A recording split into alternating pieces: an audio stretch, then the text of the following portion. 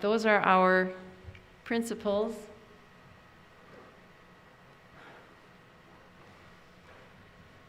I hope we all try to live them.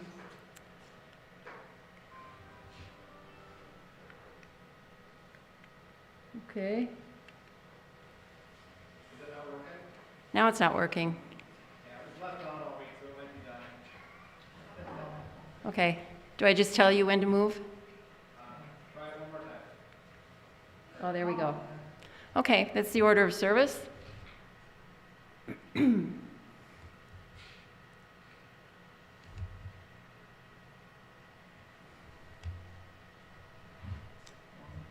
And I will read it. We abuse land because we regard it as a commodity belonging to us. When we see land as a community to which we belong, we may begin to use it with love and respect. And that's from our own Aldo Leopold. Okay. Let's see. Callum, would you mind? And Nancy, would you read the opening words? Persisting faith. We face a challenge to democracy, a challenge that calls us to hope in moments of despair, a challenge that asks us to persist in the faith that we can and must make a difference. May our flaming chalice recommit us to truth in our words and our actions, so that we may live as we believe people should live. Thank you. Thank you, Calvin. Thank you, Nancy. Okay. Some people that we didn't get to greet yet, so let's enjoy each other.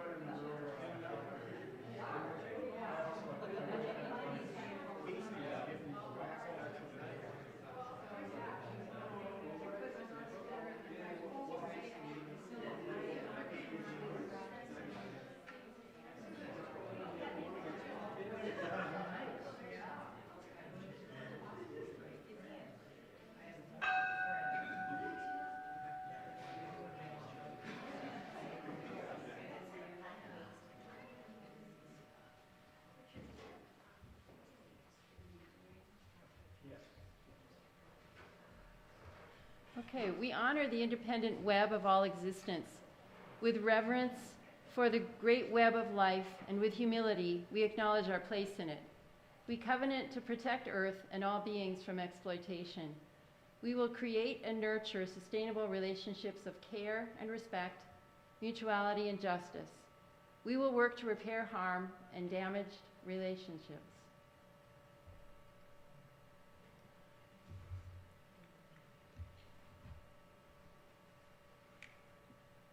Okay. This is from a poem by Terry Tempest Williams. It's just a small part of it.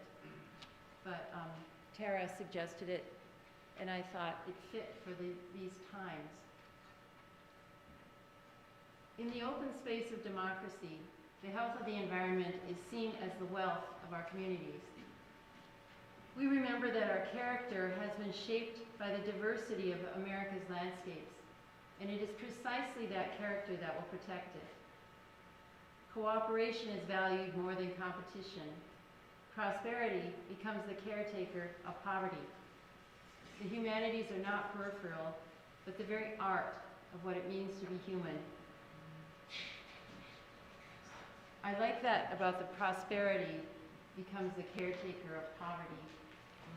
We have so much disparity here in our country. We don't need to have poverty if we have that attitude. Oops, there's more. Okay. All right, who wants to read the next paragraph? I can do it. Okay, Susan? In the open space of democracy, beauty is not optional, but essential to our survival as a species. And technology is not rendered at the expense of life, but developed out of a reverence for life. Susan? In the future, brave men and women will write a Declaration of Interdependence that will be read and honored alongside the Declaration of Independence, proof of our revolution of our own growth and understanding. Thank you. I'm pretty sure that's all. Okay, joys and concerns. I'll start that. Lots to be concerned about, but I'm going to say a joy.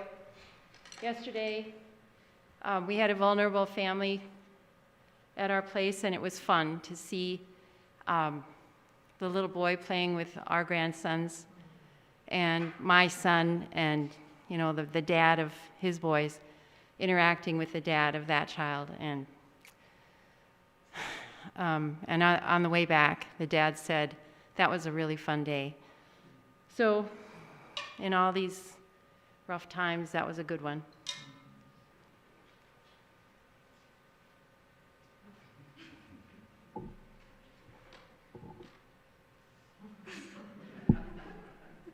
Today is my sister's birthday.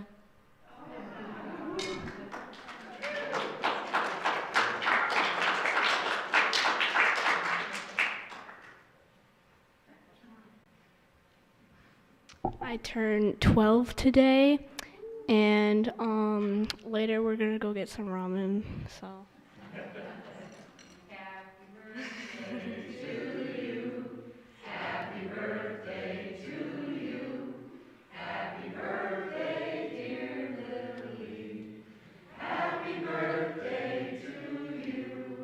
Thank you.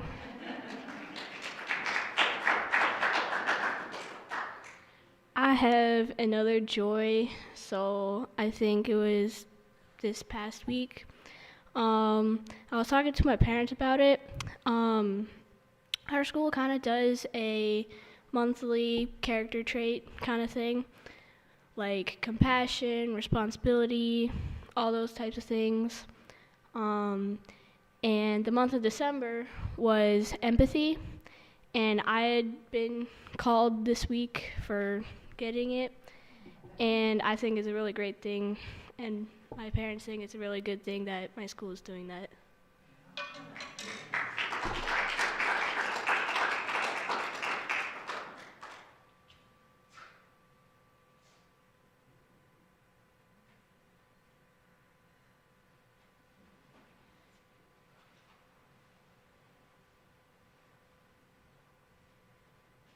So I have a joy. Last weekend, Nancy brought a lot of different flower arrangements, and so Neil and I grabbed one at the end, and it's been sitting on our kitchen table, and the way that it's set up, there's like a little branch in front of the guy, and it just has brought joy every day to see that. So a joy and gratefulness for Nancy.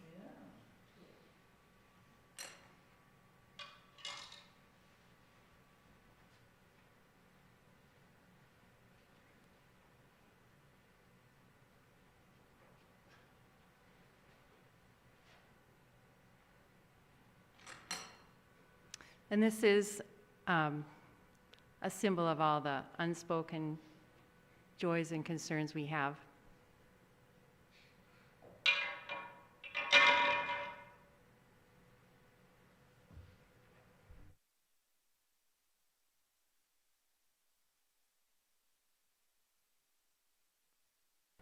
We're having a talk today by Tara Greiman, and I first met her.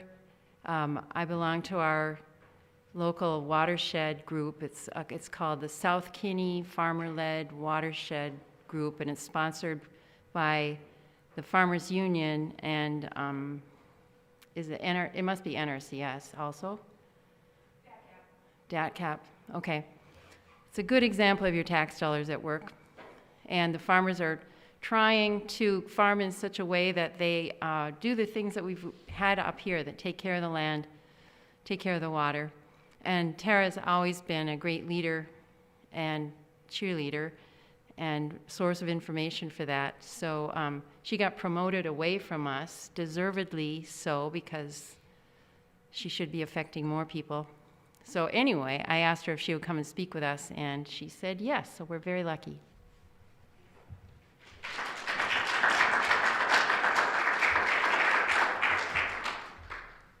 Thank you, Maureen. I try to live my life in a way that Maureen would be proud, and now my mom is here too, so we are, it's a heavy bear. I'll talk today about the impact of what our farmers are going through, and also how we as individuals can affect the food systems that we work in primarily. I am known to stretch a metaphor. Today, I am going to make some metaphors do yoga, so I appreciate everybody for hanging on with me. We'll be talking a lot about water, but also the imagery of water and how water reacts through the cycle that it goes through. So thank you, everyone, for your patience with putting up with me. So many people it might be trite to think of our actions and the decisions we make as having ripples, right? We speak about that pretty frequently. Also, the downstream effects of our actions and how everything that we do is interconnected with everything else. I will remind people also that, as you can see, when a drop of water hits the water surface, the drop is absorbed and there is a bounce back, right? This is not a comfortable process, and the water itself is changed, the drop itself is changed, as well as the surface across it. And I say that because I spent a lot of time looking at water drop images this week, but also because it's a good reminder that we are constantly evolving, and part of a system, even beyond the ripples that we cause, we are changed just by the fact that we have fallen into that system. And also, everybody else and every other system that we fall into is impacting that water. So we are not always landing on a clear lake where the concentric circles of our choices are easily seen. Everybody is raining down on that surface and flowing through an entire water cycle. So it is, as I'm talking about the choices that we make and the choices that farmers are forced to make within these systems, this is what I want people to be aware of, that I don't believe that there are any evil actors within this system. I think the system has been built with good intentions very much of the time as well, and it is still very harmful in some ways for people. So sometimes when one is asked to speak, they have to rely on wiser people before them. This is Will Harris. He's a farmer currently farming down in Georgia. He was just here in Wisconsin in Madison a week or two ago at the Acres Conference. He's one of the biggest names right now in regenerative agriculture. And he basically tells us that the deal that we have been made for cheap food in America, We all do not, in this room, we're very privileged, but most Americans do not suffer from a lack of calories. They suffer from a lack of nourishment. And he is talking about the impact of that system is turning out to be a pretty bad deal for people, for the farmers, for the consumers, but also for the planet. Also, that we can enjoy a slightly cheaper hamburger. It might be the worst deal that we've ever made. Will's book, The Bold Return to Giving a Damn, is his experience of having grown up in the industrialized cattle market, of pasture raising his beef and sending it off to Kansas in order to be slaughtered. He saw one trailer go and watched the cattle climb onto two levels of a trailer where they would be defecating and urinating on themselves and then have the most painful 2 weeks of their lives before they would be slaughtered. And he said, I can't participate in this anymore, even though it had made him wealthy. Will has now changed his entire operation into a rotationally grazed management system. However, at the scale he is at of thousands of acres and hundreds of head, that is not something that another market can help. So he also had to create his own butchery shop, build his own composting system for bones, and start everything. So he speaks of he is now in debt, in more debt than he's ever been before, because the system is not built for him. But he has also reinvigorated his entire town. They were the poorest town in the county. The only store they had was a post office. And he has now hired dozens and dozens of people, hundreds potentially, who now run restaurants and everything else in the town. His children have come back to work for him because he has reimagined a system. So he's a wonderful farmer to highlight as really fighting the box, but also he's very honest about the challenges that he has faced. And he is only able to do this because of an immense amount of privilege that he inherited through institutional and generational wealth of land and capital, and also the ability to take on debt. And this was originally a video, but if you can imagine, we are not just raindrops in this system. Will has been trying his hardest, and he's dropping heavier stones into the water, let's say, that are creating bigger ripples. But we do have the wake boat of capitalism, right? We have an enormous trail of systems that are very hard for us as individuals to create a ripple against, right? However, the choices that we make might end us up in a different stream rather than being caught in the wake of this. And we can develop systems where, I mean, there are no wake zones in lakes, right? Do the work of hardworking people who are trying very hard to protect their ecosystems. So when we talk about things that farmers have to consider as they're managing their land, there are many forces that farmers cannot resist. And as the theme of this month is resistance, I wanted to talk about it. We can try, I come from families of farmers on both sides, from North Dakota and Iowa, and we can see farmers always trying to fight the weather through irrigation, right, through shade in California. But at the end of the day, we cannot resist Mother Nature, and you will never talk to a farmer who is not fully aware of the impact that weather has. I do a lot of test trials for my work, and we go, how is it year from year? And every year, all of the trials are really similar in height, because at the end of the day, the most important factor for their yield and the output of their farm and the productivity is what the weather was like that year, this uncontrollable factor. And so I think there is a reason that we see more spirituality in farming and an ethic in farming that we don't necessarily in a lot of other professions, because farming is more than a profession, but it also requires you to give up so much of your power, bar none, unless you're in a greenhouse or doing hydroponics. That's a very different situation. But for the average farmer, there is this one overriding thing that we cannot control, and that is the weather. And unfortunately for us, it's becoming more erratic. So our farmers are in a situation where the primary thing that means whether they put food on their table with the revenue that they generate for their career is a giant, uncontrollable, unknowable mass. And that is why we've developed many other structures in the United States and many other countries to try and create safety systems and nets for farmers, which have all of their own costs as well. The other interesting part of farming is that, as John F. Kennedy said in 1960, farmers buy at retail and sell at wholesale and pay the freight both ways. And so farmers do not have control over their input prices. We are in an increasingly consolidated market, so 4 companies in the world control 84% of the fertilizer and herbicide or inputs, as we call those.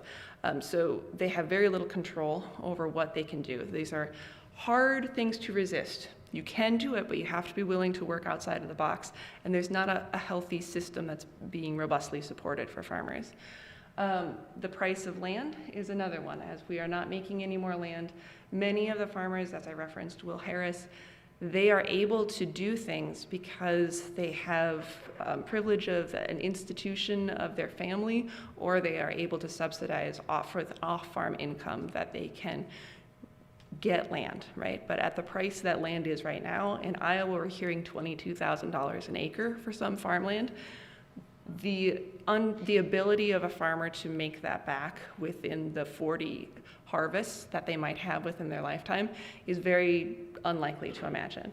And so I reference all of this because we want to see some huge changes as farming, but these are the heavy boats that are going through that lake as farmers are trying to create ripples of impact. And then another one here is bank lending policy. Farmers have to take operating loans generally. If your income comes all in one spot at the end of the year, or if you're marketing over a couple of months what you sell, you're going to take off a relatively large operating loan most years. So your relationship with your lender and your lender's belief in your ability to generate income is a very, very big deal. I know farmers who will say, I can get a $5 million operating loan to grow corn that we all expect will be sold at a loss. And I cannot get a $500,000 loan to improve a facility on my barn that would let me sell direct or grow something different. And that is the disparity of the lending and commodities program that farmers have access to right now. So this is another way that just building an awareness and having more discussions about what a different food system can look like can really impact how non-farmers can interact with the farming system. And then, this is not one I normally say, but international trade policy has been brought right up to the front of how it impacts farmers. So with the tariffs and everything, we are seeing, this is another thing that farmers have very little control over, and something they did not necessarily see coming. And we don't know what that does. And it is on most commodity farmers' minds. Most of the farming that you see around us is corn and soybeans right now. That is being sold on what we call the commodity market, right? They are aware of that. If I go into kitchen tables, farmers will reference feeding the world. They'll talk about what farmers in Brazil are doing. They are aware of the international market, but at the scale of how it affects their farm is very hard for any person to grasp on an individual level. But it is, it's a discomfort. It's definitely a wave that's hitting them, and they cannot see the source of it, I would say. So one of the boats moving through this lake here is the agribusiness consolidation that I referenced. Agribusiness, we're talking about large companies like Bayer, Monsanto, who are in the middle of this chain, and their goal is going to be, in a capitalist system, to make as much money as possible. So they want to ensure that farmers are dependent on them for seed and input supplies. If you own the seed and you own the input, you can only sell genetics that can survive based on the products that you sell. And so we are seeing a cyclical nature of the entire system where farmers are dependent on more and more inputs every year, but not seeing a growth even though their yields might be growing. We're not seeing a growth in their income or capacity. So at a certain level, you're kind of getting stuck in golden handcuffs, as I said, where you are working with millions of dollars worth of assets moving through your farm, but you're not working with a revenue that's higher than even poverty rate sometimes. As of 2022, the United States has the smallest number of farmers that it has ever had since 1850. So the consolidation is happening in the industrial scale, but as farmers are being pushed to get big in order to make a living out of that tiny margin, they have to work more and more acres. And this is the cost of that. And I get a little sassy when people say, well, there's less of something, isn't that terrible? But the inherent cost of having fewer farmers is that when you are demanding that someone take stewardship over thousands of acres, their ability to have flexibility and to care for that land in the way that every parcel needs to be cared for and stewarded is really diminished, right? It is hard to pay attention to thousands of acres of something. When I work with our smaller scale farmers, they have buffers around every field. They can point to 1/4 of an acre that had to be taken out for a specific purpose because they know their entire farm. At the same time, the other cost of this is to our general communities. When we see fewer and fewer farmers on the land, that is pushing the population into denser and denser areas and also hollowing out smaller communities, right? Which is something any of us who, I went to school in Morris, Minnesota. I'm a small town economics person, and you can watch communities be hollowed out. It is that farming base that keeps your schools alive. It keeps the local businesses alive, and it keeps your churches and everything humming in a community. As those are removed, you are removing the vitality of that community and pushing it into other sectors, or you're just watching it wither away. The other impact here that I've only slightly touched on, and being a watershed professional whose background is in water quality, I do want to say also the cost of agriculture is high in terms of water quality. This is the model for the St. Croix River, and this is the amount of pollution that's coming from different sources. As you can see, most of our watershed is agriculturally based, so it makes sense that most of the pollution would be coming from agricultural sources, but it's quite high. A lot of people, we spend a lot of time focusing on urban stormwater management, which is very important, but that's easy to control, and it's this, what we call non-point source pollution, is the tallest column here. The red there is what they would like to see in terms of a reduction of pollution from 2012 numbers off of this in order to keep Lake St. Croix back to a healthy level. So that's the work that the South Kinney Watershed Group and many other farmer-led groups are doing, is to try and learn how they can farm in a level that reduces the amount of phosphorus and nitrogen coming off of the fields that they have. This is also not talking about our groundwater. Our groundwater supplies also in St. Croix and Pierce County are highly affected by farming through nitrate contamination, and we are not even at a level of talking about the impact of herbicide at this level. It is not a conversation that is being commonly had at the state level. So again, when we talk about the cost of consolidation, it is the cost of not being able to pay attention. When you take someone's margin of impact and make them manage a certain number of acres and all of the equipment that is then required, what you are doing is you're pulling their attention away from the stewardship. And then we have very frequently people coming and saying, farmers are killing the world, farmers are polluting the water, farmers are doing this wrong. And that creates an animosity where farmers don't even feel comfortable. They had pride in the fact that they were feeding the world. They know what they are doing is something that inherently we all need. And then to watch a consumer come to them and say, you are the problem, you are a poison, is so extremely hurtful, right? And I'll hear about these conversations from farmers 20 years later. And it's not that they completely disagree with the premise, but they don't understand what else they could do. How do you stay afloat? How do you keep your farm alive within the forces of these systems? And we work with so many farmers that do. I promise I will highlight some. I'm probably talking too long. I'll get going faster here, but I wanted to highlight these issues. One other cost issue that's when we're talking about the global interdependence of everything. So what we're seeing here in the green is the Mississippi River Basin, which we are currently part of here. All of that section of America ends up flowing into the Gulf of Mexico. Currently, there is a dead zone in that green section there, that at the bottom, that's in the Gulf of Mexico there. That's the active dead zone, where fishermen have to go beyond that in order to find living fish. The dead zone size changes every year, depending on the load that comes down from the Midwestern states, but generally, it's huge. And it is a choice that we are all making that is impacting fishermen and farmers down in the south, right? So it's important to remember that this has an implication for us and the water that we're drinking in and recreating on, and that our local ecology is, but it's also a much bigger impact to the general, to the global population as well. I will also note that there is a compounding cost of this. So when we talk with our farmers, we talk a lot about soil health and erosion control. This is a farm in Dunn County. Where the cattle are, you can see that drop off. That's a property line.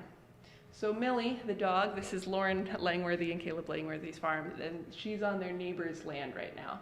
That 3-foot drop off of a property line represents the difference in management over about 80 years. When you have perennial managed pasture, that's going to hang on to itself. That is a healthy ecosystem, or closer to a healthy ecosystem than a continuously tilled, harvested, and rinse and repeat situation. So we are losing soil off of surfaces at a much, much, much faster rate than we are building soil on surfaces. And that is also ending up in Lake St. Croix and plenty of other water bodies, bottoms of lakes, and also in the oceans, right? So as we're actively losing our soil, there are conversations about the number of harvests we have left if we maintain this at this, because we cannot farm without soil.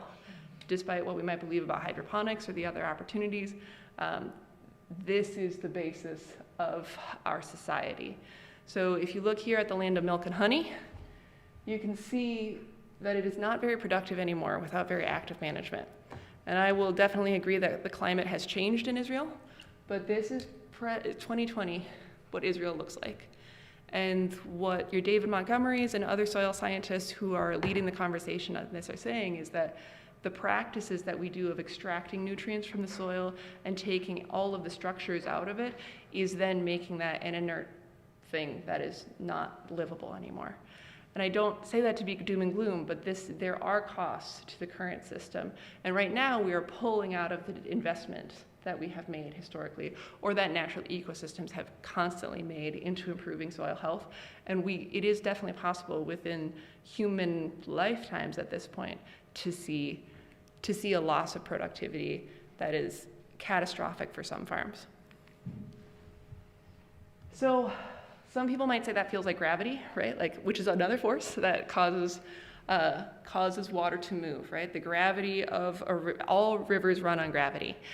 And it can feel inevitable. But as you all know, the rivers keep running because of well springs and the cycle of rain. So how do we get to a point where we can stop this, what feels inevitable, and get somewhere else? So this is my pumpkin to remind me to talk about pumpkins. In one of the readings before, they talked about interdependence, and also another C word I can't remember, but the C word I'm going to talk about is collaboration. So I would like you to imagine a pumpkin. I have 2 daughters, which is very convenient for me to tell this story. You have a pumpkin. You have 2 daughters. Both say they want the pumpkin. And you go, oh no, what will I do to keep both my daughters happy? Is it King Solomon who cuts the baby in half? Yeah. You could King Solomon this, cut it right in half, and say, here's a pumpkin for you, and here's a pumpkin for you, and you will have 2 unhappy daughters. Because neither of them wanted half a pumpkin. They both wanted a full pumpkin. So you say, let's not do that. And you say, why do you want a pumpkin? And she says, I want to make a jack-o'-lantern. And you say, why do you want a pumpkin? And she says, I want to eat the seeds. And you go, oh, well, we can both do that. And that is the difference between compromise and collaboration. Collaboration takes longer, and it takes listening, and it takes thoughtfulness. But at the end of the day, we have 0 farmers who want to lose their soil, who want to have unhealthy water, and who want to be stuck in a system of winners and losers, or obesity, or food that doesn't nourish us, right? And we have 0 people, I have to assume we have 0 people who say, I don't think farming should be here. It should all just be natural land. That's not what anyone's saying, right? But that is what different people think is happening, or that is the assumption that they're leading with when they come into aggressive conversations. So we have to remember that we are not here to ask someone to take a loss in order that we can have a gain, because we didn't even get what I wanted in that compromise. We are here to figure out what is the solution where we all get what we want. And that's going to take a little bit longer, and it's going to be a slow collaborative process, but everybody actually gets what they want at the end of the day. So, this was my math last weekend. 3 meals a day, 365 days a year. We are all eating 1,095 meals a year, roughly, give or take. I promise I'm taking some extras for those of you who are skipping some. At 1,095 meals a year, we have a choice in each of those. And I would like for folks to imagine the last meal that you ate and to imagine what it brought to you. And this is not my plea that everything you do is locally based or regenerative or organic or anything, but it is to say we should make a choice in every meal we eat, that it is nourishing us. In the knowledge that we are what we eat, we do not want what we are to be an inherent choice that we are ashamed of. And I think that is tied up in so many factors. So many people are very ashamed of their diets in many, many ways, right? And relationships with food in America, it's really complicated.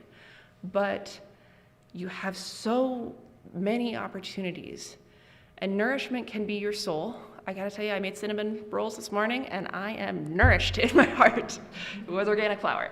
But the question is, can we make a choice in every one of those meals that we are building ourselves, and the ripples of that choice every day will carry us further into a system that we want until we have something that looks more positive. So for the Farmers Union, our mission is to support rural communities and small and mid-sized farms that they can create a healthy American culture, right? The Wisconsin Farmers Union is very focused on small and mid-sized farms, and I do believe that this system, that in a non-consolidated world, is healthier for the reasons I said. It provides the capacity for a family to steward their land in a way they feel good about. It creates a resilient connection. As we saw during COVID, things can break down when you have a complete concentrated agricultural system, right? We are vulnerable. When we have fewer chemical inputs, when we have diversified farms that are growing more than just 2 crops, and when we have farmers that are dependent on their community, they aren't dependent on their bank, they're dependent on their neighbors and on the local schools and everything else to help them. And also we have fewer food miles being traveled. That's a vision that we have for what we would like to see.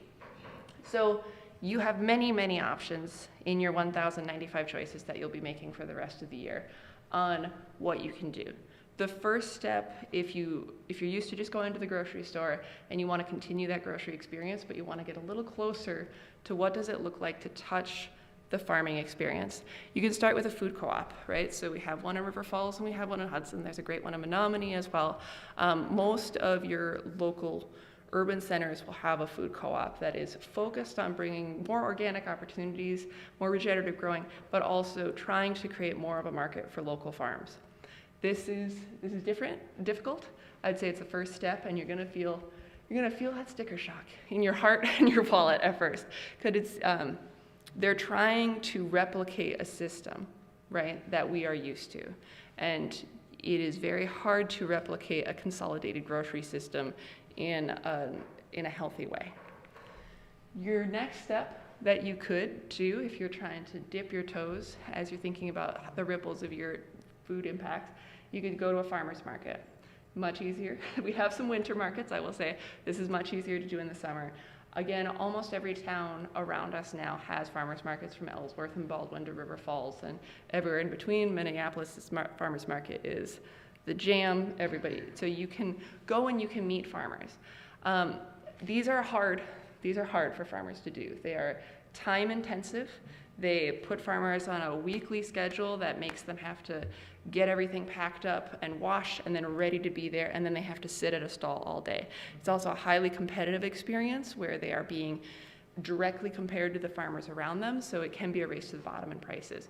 But it is a great way to go and meet farmers, to try new vegetables and to see products, and the feeling of community there is very strong, which is something we all need more of.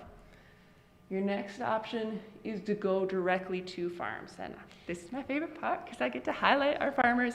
So this is Blue Ridge Growers in River Falls. Jill and John? Dennis, yes, thank you. Jill and Dennis Berkey work there and are growing sheep as well as blueberries. And then this is Rising Sun Orchard with Lindsay and Ryan Barris, who are doing a whole wealth of things, and they've been around since the 70s and are amazing. These are two examples in River Falls of local farms that you can make an appointment to come and pick up. The Rising Sun actually has a mini store on their property that you can visit usually in the fall. Your next option, if you're ready to dive in further, is to make a larger subscription investment. And for me, this is the easiest one because you just pay once, and as one of the cheapest people in the world, I just need to fight the bear of spending money one time and then receive the reward throughout the season. This is you subscribing to healthy food. This is you subscribing to support your choices here. And there are many options for this. This is Threshing Table Farm in Star Prairie. Racing Heart Farm was mine last year. They're in Clear Lake. Most of these people deliver to the Twin Cities area as well. Oxford Farm in Hager City, you can do vegetables, but you can also do dairy, milk pickup. And then Bolinvale Farm, I wanted to highlight, you can just buy a quarter of beef. And if you have the freezer space, you can do that. You could also set up a system with your farmer that you would just pick that up regularly. We also have poultry in the area. There's pork in the area. So we're covering our dairy. Oh, there's cheeses, our yogurts, our vegetables, and our proteins can all be sourced from local farms on a subscription basis. And I say all of that because, again, I don't expect everybody to completely change their diet. I readily admit that food is culture.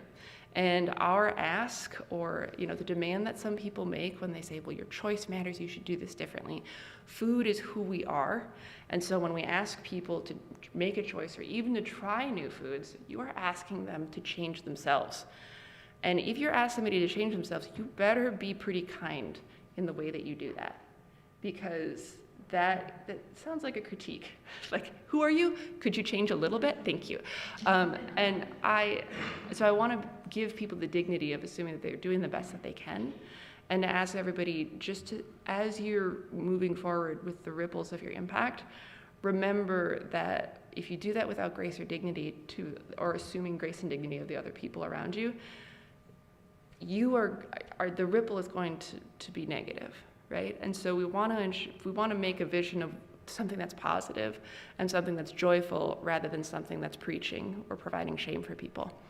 So that was a lot. That was my big run through of this.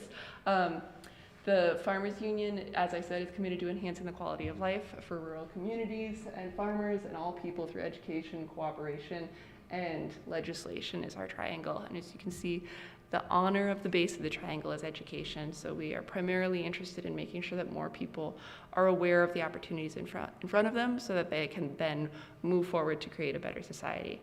I'm really so impressed with this church and grateful for your time. So thank you so much. My contact information, well, you know. You see me, just come ask me if you have questions. Yeah, absolutely.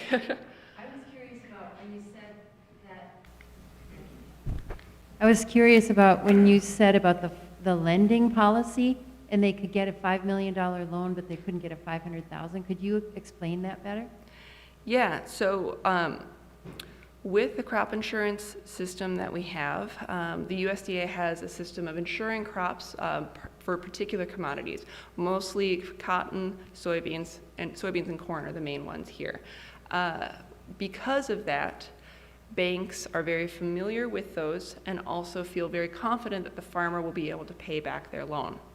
If a farmer says, I want to build a $500,000 greenhouse with a retail space so that I can diversify my market, most lenders, your Compare Financials and your First Street Bank and Baldwin's, they are not familiar with that model. And so they don't know where to go to get statistics on what the loan payback rate should look like, or what the likelihood that that can succeed is.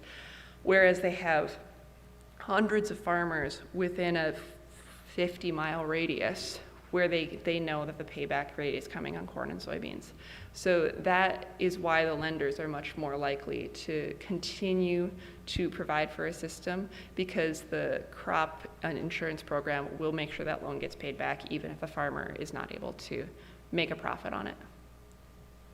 Did I explain that well? Yeah, you did. I just wonder how to make that change.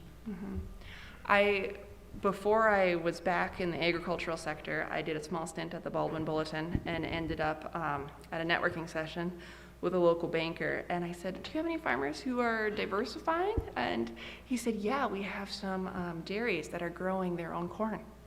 And I thought, that's not diversity. We didn't even connect on that. And I have no follow-up questions. Thank you, sir. So that's the level of understanding that we are dealing with in terms of small and large agricultural lenders. Yeah.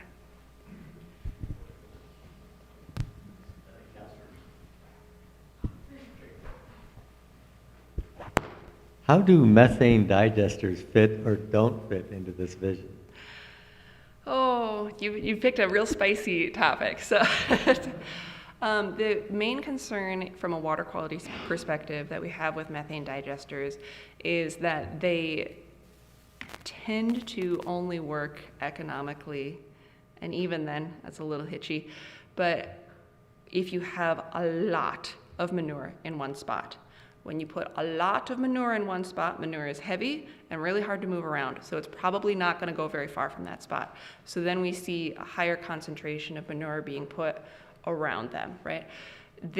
I would love for there to be a way, and our policy book, which is created by our members, is supportive of finding small-scale ways that we could see methane digesters provide fuel. The only ones that I know of right now are struggling to find a market even for the digestate methane that they're creating, because it has to be cleaned and then it has to be put on a pipeline. Most dairies are not on a natural gas pipeline.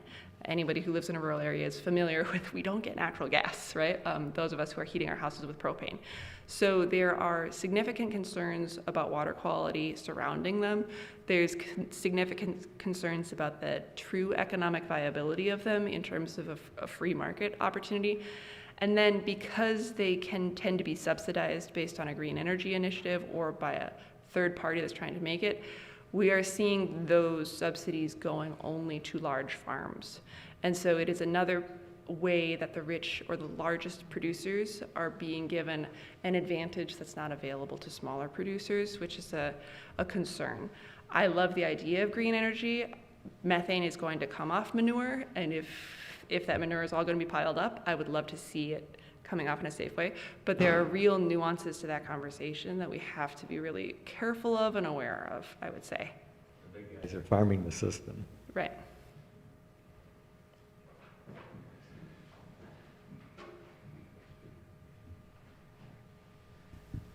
Could you share with us a little bit more about the margins and also what I've been reading a lot over the past years is Wall Street and corporate takeover of farms. Walnut industry in California is probably a really good example of how they not only take over the farms, they draw down the water so quickly because of walnut farming that they wells around them start going dry, and they start buying up land cheaply because they're putting people out of business, basically. Right. I mean, it sounds like you know a lot about this. What was your first question again? It was just Wall Street and corporate takeover of farming industry. Yeah, it's a concern. We see it more here in the Midwest in terms of the chickenization factor, is when your corporations, your Cargills, and other meat companies they own the birds, they own the profit, they control every part of the margin, and then they ask the farmer to take on 100% of the risk. And they have no ability to do anything else. And that's another aspect of that, right? So when you're supporting if you choose to go directly to the farmer, or if you choose to go closer to the farmer in terms of that output, you're able to bypass that concern, right? I don't think anybody needs me to say I don't like corporate takeovers of farms, and it is a high concern that we have in terms of land value that we're seeing of the farm access to land. It is so much easier for a corporation to buy that land than it is for a beginning farmer to try and access anything. And that's a huge concern and a huge reason why we have the least number of farmers in the country that we've ever had.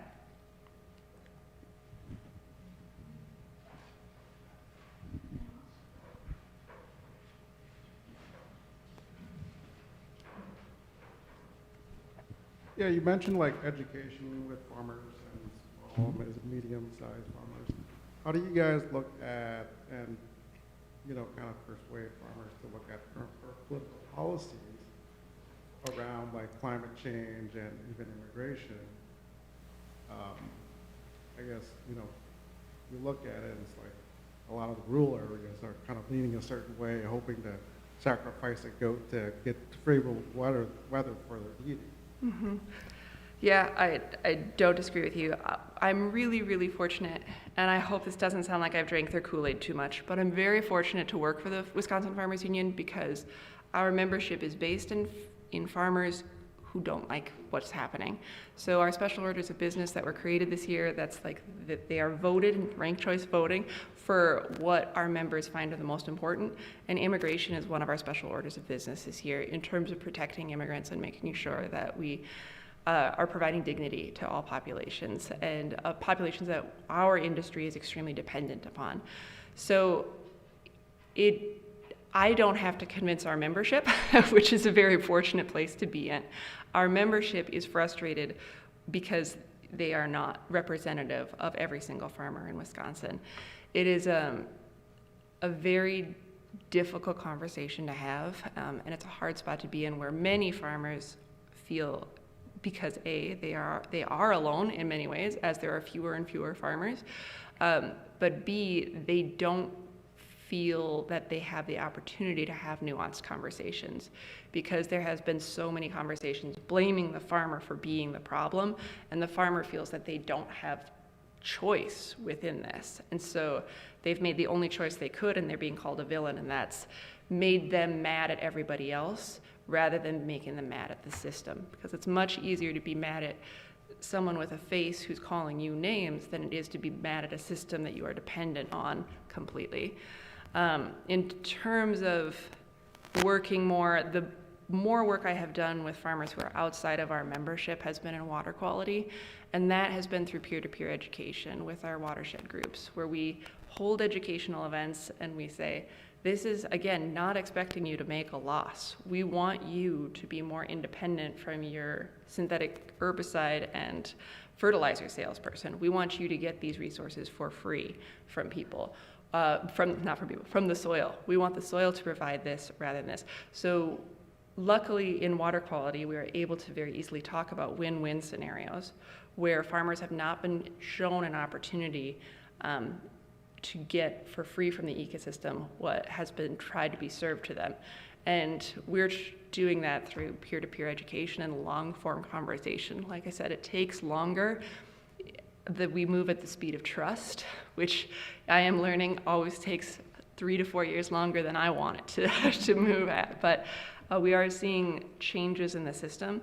And as we're building those networks back is our goal, we're inviting farmers to have more of those nuanced conversations about other topics beyond that, right? And so that's moved into renewable energy conversations in St. Croix County. That's moved into climate change conversations in other groups. Those are the bigger things, but we can't do that without being at the table and understanding that we are all here under the same premise that we want the farms to succeed.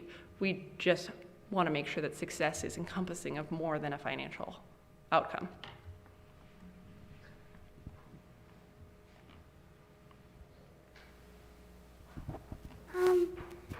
Talia, Lindsay, and Ryan, Kid is my best friend. Oh, yeah, that's awesome. In another student at our school, their family is farmers, the Oxford farm. So Oh. River Falls Public Library. Yeah. Shout out to those folks. Shout out to them, yes.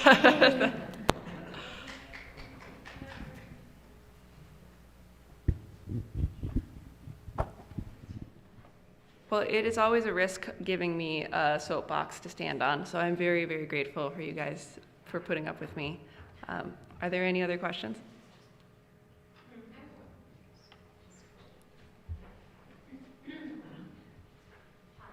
If you could take your magic wand on down to Washington, D.C. and change 2 public policies, nationwide ag policies, what would you change? They have to be egg policies? Well, whatever. Take policies that would impact agriculture. Well, as many other people, and as the Farmers Union policy book would agree, and I am wearing my official hat today, so I have to make sure. I don't disagree with anything in our policy book, though, so it's easy. I will say ending the ability of corporations to pay politicians would make a very, very big impact in the that would be a big old stone to drop, be some big ripples. So that would be number one. And then number 2, we would have to start enforcing our trust and anti-consolidation bills. We actually have plenty of laws on the books in terms of stopping the consolidation of the industry. We just don't choose to enforce that. And that has happened with all of our past 6 presidents. This is not a partisan issue. We as a country have just chosen to turn a blind eye to consolidation because we decided that as long as the consumer was paying less, it was not a problem if there was less competition in the market. So the Robinson-Pattinson Act, the Stockyards Act, I can't remember, but there's a couple of major acts that our attorney generals could choose to start hoping get enforced, and that would make a big difference in terms of the competitiveness within the agricultural market that would open up opportunities for farmers. The only metric is the cost of the end product Right. versus the impact on the environment and Right. things. Right. And we are seeing costs rise because competition is so small now that it's not there anymore. So as long as they were promising cheaper prices, it's been about 50 years of that now that the cheaper prices are starting to leave us as well. All right, I'm closing my book. Thank you so much.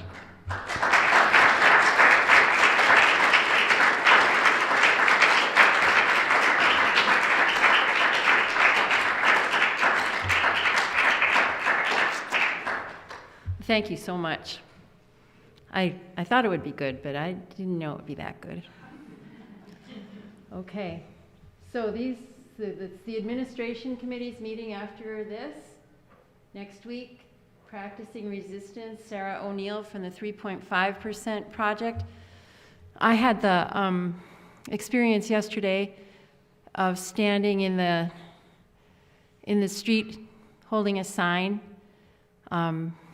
in a vigil for a woman who was killed by an agent of our government this past week. And it was good to be out there with people I knew and also with strangers. And many passing cars honking and being supportive. And I was thinking of it was the gathering darkness. And I thought, did they schedule this vigil for this time, 4:30, because that's when it starts to get dark, and that's what I feel like is happening in our country. And the 3.5% project is based on the research that shows that if you can get 3.5% of the population out onto the streets, you have a chance. You have a decent chance of changing your government for the way you want, which I think is for the better. And so that's what she's here from. She's from that organization. And poetry group after that. And then on the 25th, Allison's going to talk about an interesting woman that she's learned about and she wants us to know about. So I think that will be a good one. And as always, we have a basket. if you want to put some contribution to the church finances in it. We're also very grateful for your presence here. And I saw the spread out in the kitchen. It's not outlandish, but it's nice. So stop there and have something and chat. Oh yeah, and sign up to also bring treats next time. Okay, let's get together and do our closing words.